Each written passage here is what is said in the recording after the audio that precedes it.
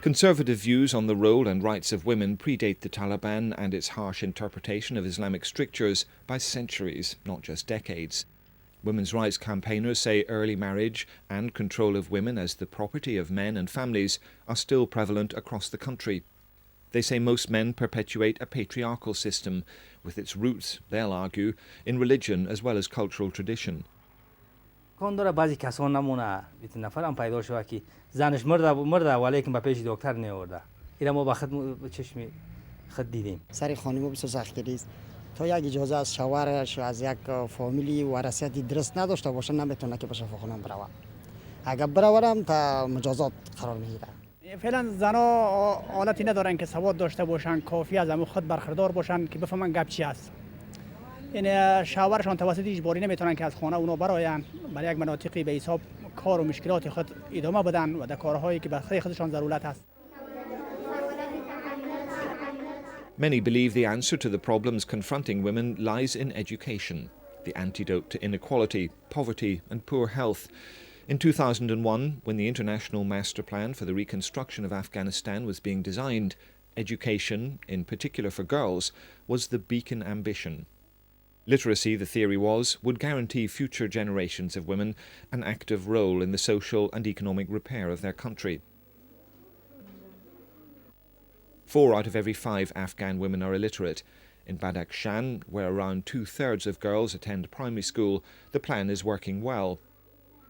Across the country, the average is far lower, but still a big stride after the years of the Taliban when girls weren't allowed to go to school. But in the more violent southern and eastern provinces, the policy is under threat.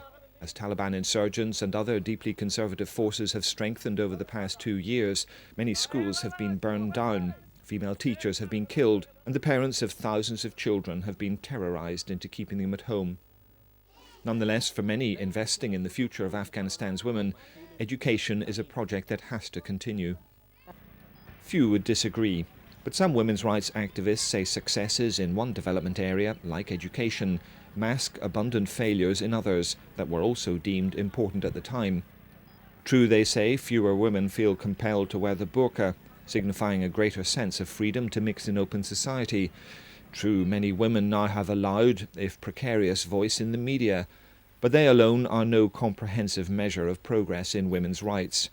Scratch the surface, campaigners say, and those most actively supporting women's empowerment would be shocked at what they discover underneath. The promises that the international community made at the beginning that they are not going to compromise the rights of women, but now we can see that actually the rights of women have been compromised.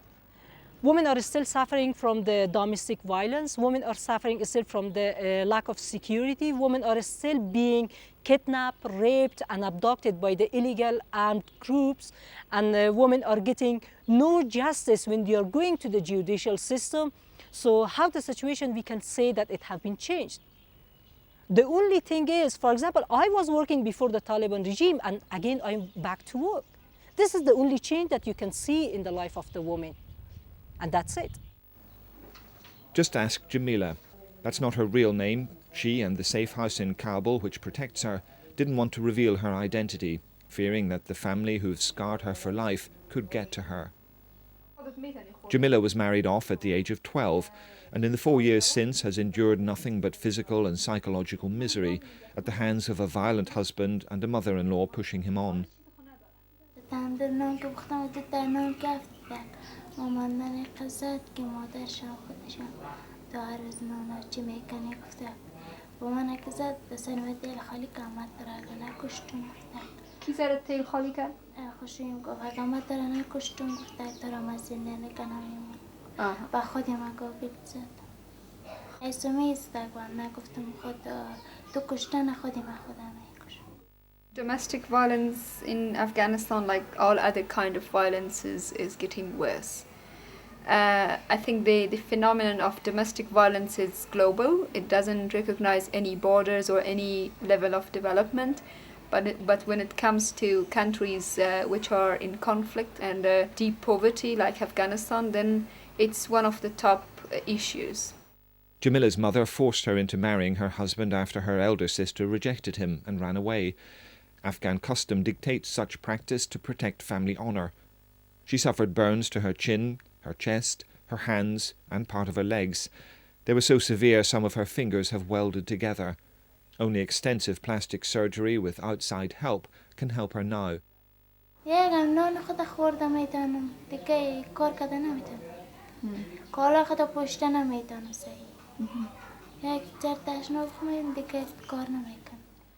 We encourage some of them to reintegrate back to their families and their societies on certain conditions, that the violence should not be happening to them again. But with some of them we find other alternative way of living. If they are a woman and they have some children and they want to live with them, we encourage them.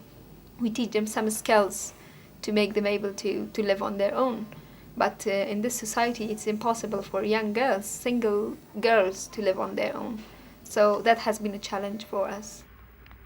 For women's rights campaigners, the issue is so taboo, so locked behind closed doors, that nothing gets done.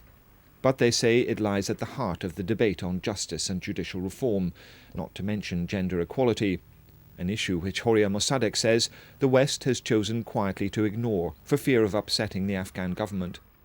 For me, this is a scream and a voice to the international community to look how much we are suffering in Afghanistan and no one is here to help us.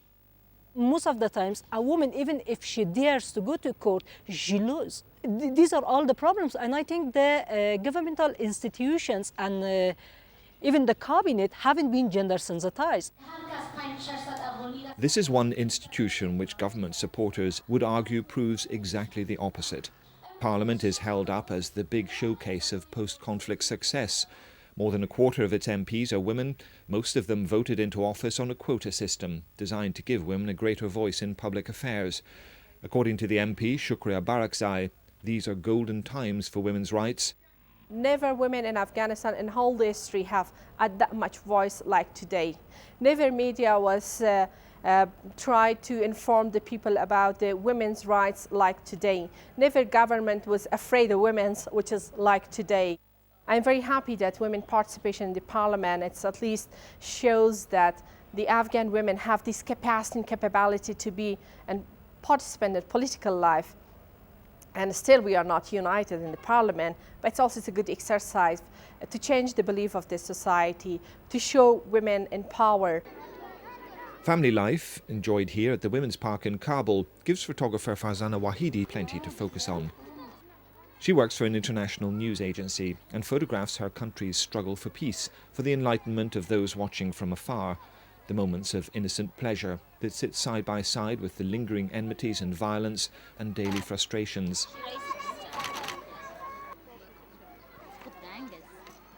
I'm not happy with all the change that happened in this 5 years. I was expecting more, but it doesn't mean that there is no change, but I want more. Farzana lived through some, but not all the violence, and like most Afghans, has a deep hope that the next 25 years, even if they're difficult, will be nothing like the previous 25.